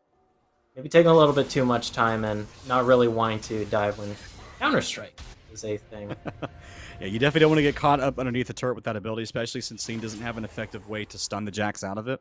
Right now, I like the answer from JQC, just trying to deny as much CC as he can, or sorry, CS as he can. From what's available this time. That's going to be Glacial Prison committed. That's going to be the hostile takeover on top of that as well. Skull forced to flash out, but so it's slowly close. ticking. That's going to be ultimate committed from the Xerath, not able to get the last shot onto the Xayah, though, so she will manage to walk away, but that's going to be 1 kill, an ultimate committed, and not much more than that. No summoners committed for the side of RPI, so they will respond and at least get control of this bot side. Don't really have the health bars to go for Dragon, and we see the cross-map play here from AWPE. They're able to pick up that Herald. Thank you, Kai. That is the Eye of the Herald. Eye of the Herald. What song is that based off Eye of the Tiger. Eye of the Tiger, I guess? Speaking of Eye of the Tiger, Will is going to be wishing he was here. experiencing Eye of the Tiger, because that game didn't feel too good. Nailbird going to force him out of the mid lane and just walk his merry way on out of there. They'll spot him on the vision, but that's really not going to give them not going to give RPI much to do with. So, and right now, go for it. It really feels like Nailbird can take this Herald anywhere outside of maybe going towards the bot lane to reset it and get pretty good gold efficiency out of it. That's going to be the Ghost committed there from Scene. Nailbird is here. That's the smite. Nailbird going to collect that one. He has all of the kills for AWP here. He's going to be able to pop this Herald in the top lane. He's going to feed Scene some more gold, possibly, if they look to get those turret plates. His Big Will shoving out in the mid lane. And AWP, it's non-stop playmaking. Oh, they may not be done. 0 health, so you Hex Flash over this wall. Uh-oh. You don't... Actually, you do have the ultimate here. Oh, doesn't commit to it There's yet, but the he's going to try and get away. That's going to be the Glacial on top of that, and it is going to be the kill. Going over to Big Will. Nice guy support. Make sure that he doesn't take it. Oh, that's going to be the ultimate committed there. Flash forward. Not necessarily sure you needed to do that. Could have just looked possibly to dash over and smite him, but will commit the flash to get the kill. But that means that they're going to give pressure in the top side, which means that AWP is going to get their first turret. Yeah, it's gone. Unless Counter-Strike goes off in time here and they have aggro. That's not the case. If you're able to get this shutdown, though, I don't think you do. Oh. No, Midtoe probably should have just let that turret go. Got greedy for it, thought maybe he could salvage it, but just ends up giving the plates, the turret, and another kill over to AWP. And right now, Viego 5-0. The only kill he hasn't participated in was that one in the mid lane, and RPI finding themselves at a pretty large deficit very early in this game. Okay, Riposte is available. No grand challenge. Be a kill. Not going to be able to walk his way on out of this one. No flash, no help, no chances. Should just die. Scene.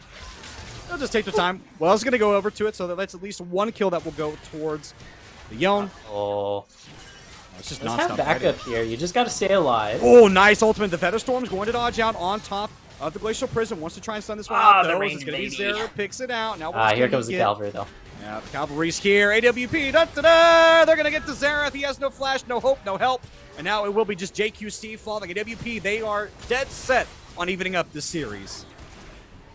And translate this into the Dragon. Did just take out the entire bot side of the map here from RPI. The hop over the wall. Also have the Heartbreak here. Speed up the player this.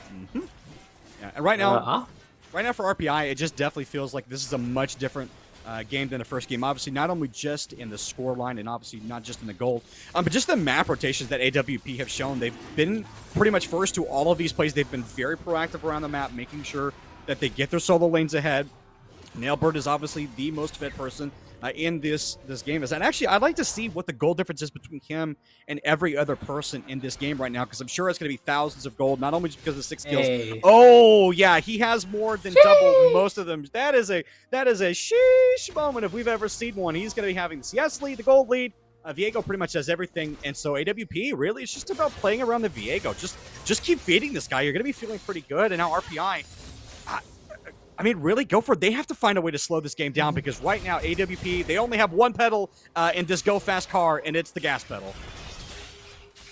It's going to be hard to do so, though, because quite a sizable lead. This should just be the kill. One more He's just going to get poked. He's just going to get poked with the sword. He's going to be on the wrong end of that one. He's going to be wrong end of the kill. That's going to be the first solo kill for Scene.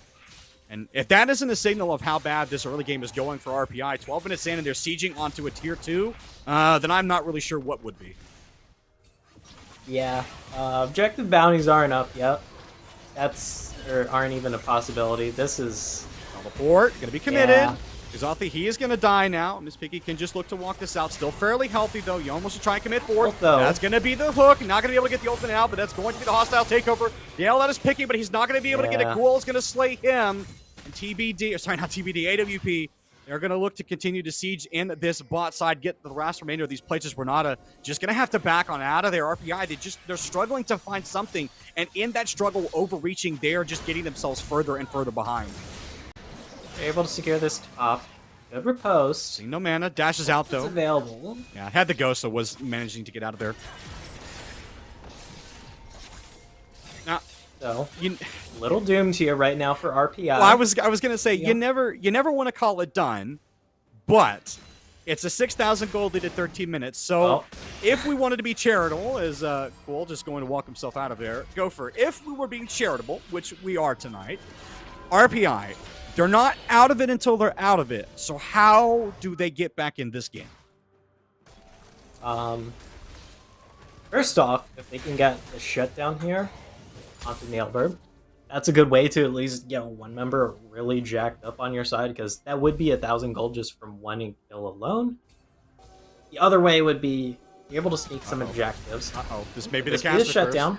Oh man, it's just to get him way out. That was one full engage away from being a caster curse. Nailbird supposed to blow the flash. RPI will walk out of there.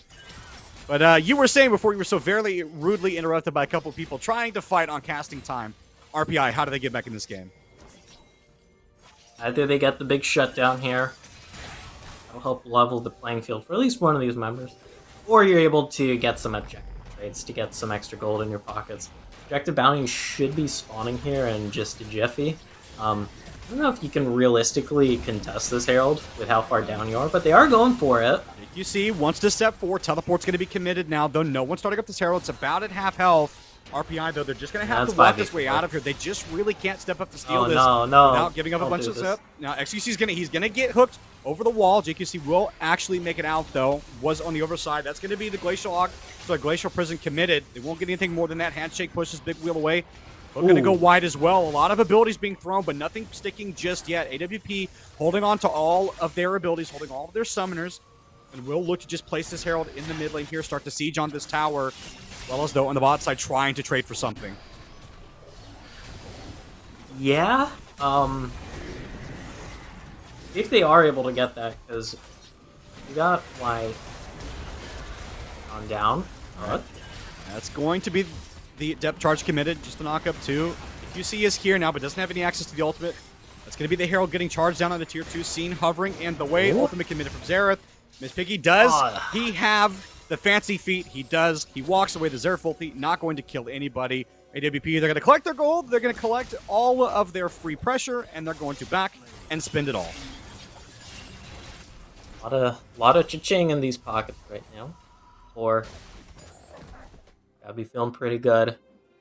Who has looking like who has the bigger gold bag out of these last 2 games? RPI last game or AWP this game? AWP this game. Sure. Thanks, Kai. Think it's Kai? Yeah. Some gold differentials here. Yep. 8,000 gold on that Viego. That is just a ludicrous amount of gold. Especially in the hands of a champion that can just take over so many abilities in this game for the side of RPI. and become absolutely lethal with anyone. I mean, really, there are 3 really good champions that you want to steal. You can go with the Jax, the Sejuani, or the Yone. I think it's pretty useless to steal anything with the Xerath or the Renata. You can just leave that really to the wayside. You don't have to worry about it too much. That's going to be the second drag stack there for AWP, so they have these going. Okay. What? You are a little alone right now. JQC, though, going to be feeling pretty good, but they've got a Fed Viego, and they're going to try and make it work. That's going to be the hostile takeover! But the only thing that's going to be taken over is the Death Chamber, and it's occupancy 1, 2. Not going to find a third just yet. Nailbird wants to try and step forward. Wells has to get over the wall, but it's going to be Fate Unsealed going absolutely nowhere. He's going to try and engage back in. The shield bow will only buy him so much time. It's actually not going to be the shield bow. It's going to be the Bork. Getting low. Get low on the opposite side of this one. Wants to try and get away. Zero Soldier's over the wall. Xerath committed, but he's got too many turrets. Sorry, too many targets. Wasn't able to pick out one that he wanted to go with. Big Will still sieging in the mid lane. Still wants to get these down. Will's going to jump forward. This will certainly be his death, though, as it's going to be Big Will pick that one up. Not sure why he wanted to go back in. Had safety underneath the turret, but he ends up giving it up. And AWPE, their gold lead continues to expand. Yeah. Things are going from bad to worse here. Almost a 10k gold lead. Not even 20 minutes in. That's a fun one to deal with and try and come back from. And I'm sure my co-caster is going to ask me some hypotheticals about how RPI comes back to this. You know, listen, those hypotheticals are looking even a little bit more hypothetical, so I'll ask you the more logical question. For AWP, they have a pretty sizable gold lead now. That it's more than 10,000, or sorry, getting close to more than 1,000 at this point. They'll be able to spend that. They'll be able to come back onto the map. So they have 2 dragons secured. Baron is going to be spawning here in just about a minute and 20 seconds time. Next Baron, and then Dragon will be spawning for another 3 minutes. So hold on, top lane. Some worked up shotties fighting. Scene, he has the mark there. Can look to try and finish this off. Will is just trying to get away. He's going to have a little bit of help there. Wants to try and get the last one. Has the support he needed. Now Scene has to get his way on out of there. Handshake not going to land either. Big Will can just look to Blaskin over the wall, create some separation. So nobody going to die off of that play. But go for what I'm going to ask you. So AWP, they have the sizable gold lead. They have access to all of the objectives here in the coming minutes. How do they start to put these pieces together in the final bit and close this out? Hold that thought. Brian. JQC. Tanking us so much right now. That's going to be the depth charge committed, and now it's going to be the Veil on top of that. If he can kill the Sejuani, it would be worth, but he's not going to be able to. Cool Wall picks that one up. What else do they want to get? They have plenty of help here as it's going to be the Shurima Shuffle, not free forward. That's a huge ultimate to land on top of those. Q-Wall's going to go on a rampage. He's going to get a third. Can he get the fourth? Double kill, and it's going to be Nailbird finishing that off. Yes, mid-low, he does get that bot lane turret, but it is a paltry consolation prize, as now he's going to have to run for his life. The Fiora's going to run him down. Slowly going to be ticking. That's going to be ultimately coming up here in just a minute. Scene wants to try and knock this one down. Counter-Strike going to be riposted out. He's going to jump over the wall. Scene's going to dash forward, though. There's just no way the Jax can run the final mark. It's the A's for AWP, and they're going to be able to get the Baron and so much more. Oh, and Gopher, we were trying to give RPI a chance. Maybe see if they could do anything. It looked so good there for a minute, but a deadly Shurima Shuffle seals their fate. Yeah, just unable to get that initial bailout revive in time for Wells in the mid lane. Yeah, that was a pretty big deal. He's just trying to land anything. Yeah, you just Thanks for the vision, Toggle Cry. It's Solid Snake. He's on a mission. Oh, they're just chilling. He's not even worried at all. He's waiting for someone to step up here. That's just how long are you gonna sit there, buddy? Someone did step up. We'll count. So I think they just want to. He's 15 seconds in that brush right now since we've kind of focused on him. He's gonna have to move somewhere at some point. And speaking of which, the longest flank angle I've ever seen is now here. So he's gonna try and jump into multiple people. That's gonna be the riposte. What else can he get? As if he's just trying to land damage, but Nailbird, he just cannot be stopped. That's gonna be the death charge committed on top of that. Can they land the stun? Can they knock down the Sejuani? If they do, that would be the signal for them. A little bit more damage is all it would take. One more auto attack. One more. Sorry, the smite just to buy a little bit of space. They can't knock down the Sejuani, but they don't need to. They got the kill onto the mid laner. The Jax is still not respawned. Sorry, the Jax has respawned. The Renata has not respawned. Now they're just going to look to siege in this mid lane. Going to be the cleanse forced out mid low. Wants to see if he can regroup onto this one. They want to stop this tower from going down, but it will fall in the end. They will be able to pick up the Nautilus potentially. They're very, very low. That's going to be the Featherstone committed as well. And now Sejuani may have bitten off a little bit more in two, stepped too far forward, and now AWP, they might just look for the game in here. They have the Baron. Pizza Pie's going to land the handshake to force the Azir away. Doesn't have access to that Shreema Shuffle just yet. That's going to be the hostile takeover committed. They get each other really, really low. That's one kill. Coolon wants to try and survive this. Xerath not going to be able to get the last blast. RPI, they bought themselves at least on life, but they lose part of their base. Their base blown wide open here. The gold lead's still absolutely massive. That one Bjergsen image of you just don't know how bad things truly are. No, Xerath. Yeah. Nailbird. That's not just out of the jungle, my friend. Nailbird going to pick that one up as quick as you please. Steals the Xerath and just walks away. And is going to be fairly unhindered. And Gopher, this is probably the end here. AWP, they can look to reset and get this dragon here in a second. Nailbird has access to this. He won't be able to reset if they want a challenge for this one. AWP, if they get this one, the game is probably just over. I think we're going to see one last Hail Mary fight here from RPI. There's the teleports coming on out, both solo laners of AWP. All right, let's see. Should be a definitive win for them. Let's see where the Hail Mary is going to be. That's going to be the fade on Sealed on deck. Absolutely nobody. He goes in. He gets sent right back out. He is down. He is shut down. He will go absolutely nowhere. That is the Glacial Prison just used to buy a little bit of space and time, but the only thing they're going to do is just delay the inevitable. As it's seen, he's going to make sure that he runs down JQC. As the Gold Drinker pop just to get a little bit of space. One more auto would do it. He's going to dash. It's a double kill. This is going to be a full best of 3 series because AWP, they're going to look to walk in these minions. They've got the super minions. They can just look to knock down these Nexus turrets and secure themselves. The hook is mint. An even game. Now, respawn time. Wait a timers. little bit for some minions here. Yeah. Not gonna. A little awkward. This actually might buy RPI just enough time to get back in this one and get a couple members up. 14 seconds on JQC. How far is it going to get a little bit low? That's going to be the hostile taker on 2 members. That's going to be the Shreema Shuffle defensively. But Exhausty, he's going to be able to knock down the Azir. So RPI, again, still managing to live. Crucially, though, they don't give up any of those Nexus turrets. And they're able to get another kill for themselves here. So holding on. Really, really great handshake there from Pizza Pie. Stops the Shreema Shuffle, which would have likely led to 2 members there. This is still very dire, but to give RPI some props here, they are technically holding on. They have staved off both pushes into their base barely. They're kind of limping. Actually, they're well beyond limping at this point. They're kind of some life. They're kind of hobbling around, but the thing that they're using as a crutch is kind of just something they found on the ground, and it's not really made for them, so they're just trying to survive until they find something that's a little bit better of a crutch. I think is probably the best analogy we could use there. And I think the other thing concern for me right now, too, is the fact that Exhausty is 2-5-4 on that Xerath right now, so not able to actually live long enough to start pushing out these waves. And outside of the Xerath, RPI doesn't really have any effective wave clear, so if AWP, if they can manage to get one, even I would say just one more inhibitor, they're probably going to be in a space where without the Xerath, RPI just won't be able to contest them in the base. Yeah, because both times they've held onto the base, there have already been members of AWP that weren't in the area. Some had very low health bars. They're just kind of more or less picking up 1, maybe 2 kills. Okay, a little boop.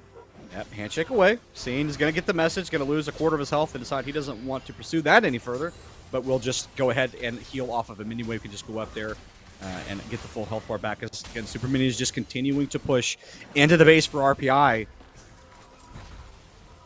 And right now, I mean, this is one of the most painful situations when you're in the situation like RPI is in, because you're super afraid to leave your base. The entirety of the map is just going to be dark for them, as the observer will be able to kind of toggle that vision for us and just see how little that RPI can actually see around the map. I mean, everything is going to be super shallow, what vision they will be able to get. As you get of the wide view, yeah, I mean, just look at all those small pockets of vision. I mean, it's all super defensive. They have nothing progressive in terms of getting onto any of the neutral objectives. The Baron is going to be Sonic Spoon here. So for RPI, they need to shove this mid wave out, and they really need to hope for a Hail Mary. As AWP, they're going to go ahead and start this one off. They are going to shred this Baron, to say the least. Your best hope is already half. Being able to snipe something here. He's going to see it. He's just going to knock it down to 1,000, but the smite was absolutely on point. AWP, what else can they get now? Over the wall. Going to be the full commitment there. Big Will's going to get the first kill, and now RPI, they need to find something. Going to be Fade Unsealed, but it's going to be Shreema shuffled out. He's ticking, he's dropping. Kuo was waiting there for him. Sheen is dominating. And AWP, they've completely taken over this game. They're going to put the final touches on it. So they're going to walk mid lane. They're going to get the inhibitor down again. They're going to siege onto the Nexus turret and knock this one down. They're just going to wait for the delayed in. Xathi only delaying the inevitable on this one.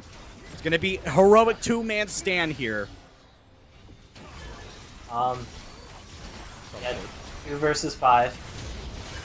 This far down, no. I think I know which side I'm favoring here, and AWP bring us to the game number 3 here, Horizon.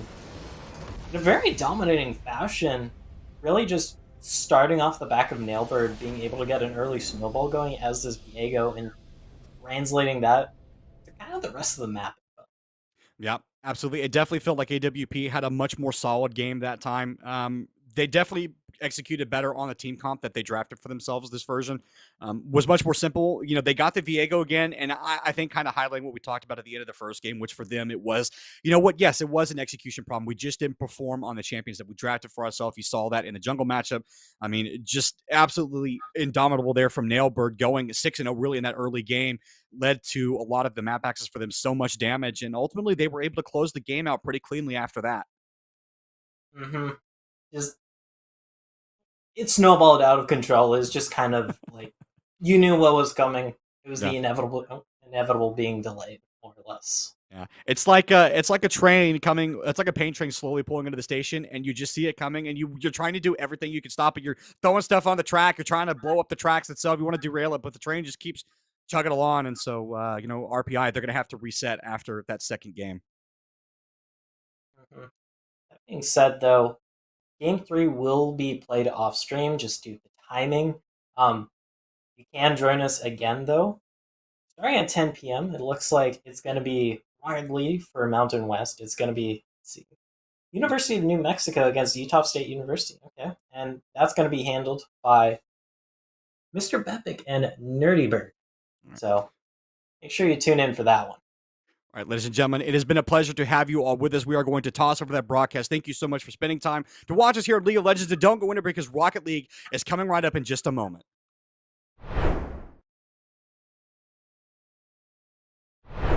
Or grow community on. Let's just start with on campus. I got the big one real quick. Okay. Best way to grow community: food nights. Has nothing to do with playing the game. I'll give you a real life example. We used to do dollar burger night at the University of Cincinnati. We'd just go out to Bar Louie. We used to have dollar burgers every Wednesday. We'd post in at this time those Facebook groups, tell people where to show up. 6 people, 12 people showed up the first week. By the third month, we had 40 plus people coming. And it was the biggest revenue night of the week for Bar Louie every week, purely because of us. But we had friendships, we had relationships, we had roommates, we had all sorts of great, wonderful things come from that. And that translated to our LANs, our club meetings, and everything from that. Mm-hmm. It was nothing beats food nights. Just like pro sports, we need to focus on tribalism. And the way that you create tribalism is you have to prioritize in-person experience, in my opinion. I think that there's a lot of companies trying to become unicorn online platforms, but at the end of the day, I think we need pockets and hubs around the country that serve as regional and local hubs. Once you get a group of people together that share their love for the team that is on their campus, they start to develop a bond around that. You can do that online, but it won't be nearly as effective. Professional esports is having this tribalism problem because it's the majority of it's online. It's resulted in fans following players more so than the teams. I mean, that's a pretty broad topic, though. Like, we're starting to see those trends in traditional sports as well start to occur. People will follow LeBron and specific players on different teams to wherever they are. But I think for collegiate specifically, schools need to create meaningful live experiences. And if we're talking explicitly about fandom, you have to make the students on your campus care about the team first. That's the biggest thing. Either you create a level of pride through community engagement, or or through the team itself. At a lot of schools, the groundwork is there for this. Like there are schools like UBC, Ohio State, with Buckeye Gaming Collective that have clubs that number in the 2 to 3,000 range, right? So they have a base to begin with. At a school like Maryville, like we kind of developed it the opposite way. When I came in and started building our esports program, we had 3 kids in our esports club, and so we've kind of built the team, and then the club has followed, which is kind of the opposite for a lot of schools. But um, I think that we have to develop tribalism, and that starts with meaningful live events. And the more that these events, the longer that these events continue to be like only online, the less effective it is in creating that final goal. Agreed. Doc, you wrap it up for us, please. I would just say this: clubs ebb and flow based on their leadership. But if all students, all clubs, all groups are given regular and meaningful invitations to come in, use the space, create what you want out of this, then it will continue to thrive despite the change in leadership. I can just imagine that Cincy student group with Chris heavy in the leadership there just being amazing. But there's not always someone with his skill set um, at the helm. So you just need to be open and look for opportunities to serve, even though it can be more difficult, especially in the scheduling of the space. I know a lot of people that don't like anybody else but the players they're recruited to use their space.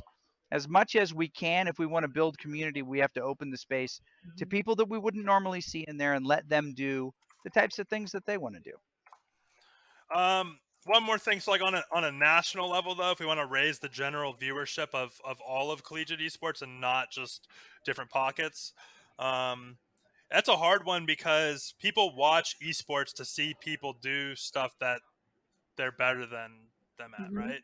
So naturally at the collegiate level, we're going to be at a lower level than pro. So it's hard to get people to watch for that reason. But what we can sell are narratives and storylines, matchup histories. And as we start to build a longer history of collegiate esports, I actually truly believe that some of the CLOL storylines are more rich than what exists in Academy and 100%. and the LCS, but no one's really covering it. No one's really drilling down into it. No one's creating narrative content. So I think that that's the key to getting people to care about it. Like if there's a storyline, people attach themselves to it.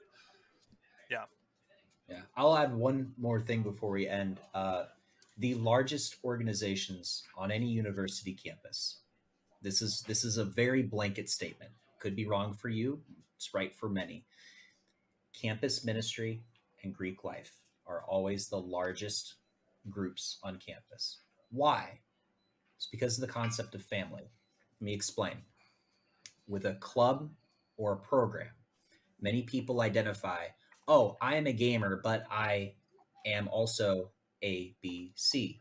And usually it's I am A, B, C, and I'm also a gamer. Not everyone is a gamer first and foremost. And you're only going to capture that population if you're promoting purely competitive and purely esports. And so I said food nights and social activities. I'm really stealing from campus ministry and Greek life because what you want to do to build community at your school is to make it so that the thing that you're doing is the number one thing in the students' lives. Now that's a very selfish thing to say, but it's a true statement.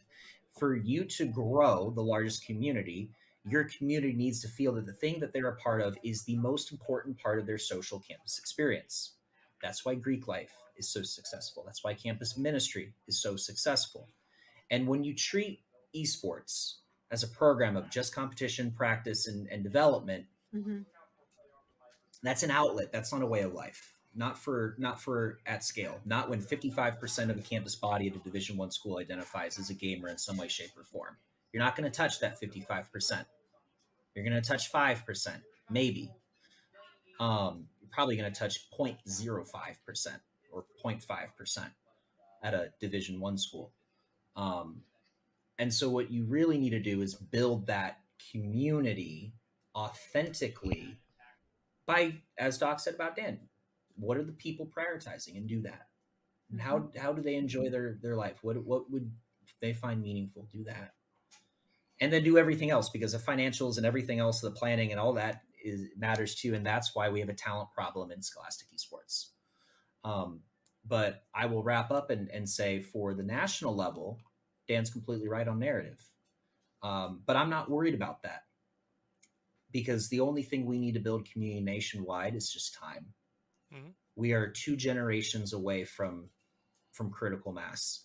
And all it takes is that the current generation of students to grow up, get in the professional workforce, and have kids and raise them on the things that they were fans of. It's how baseball grew. It's how basketball grew. It's how rugby and all those other sports grow and sustain. Cornhole grew. But in all seriousness, all we need is time. Mhm. All we need to do is ensure that our products get better, our opportunities become more authentic, accessibility remains open, and monetization remains enough to us to continue to what we're doing and grow.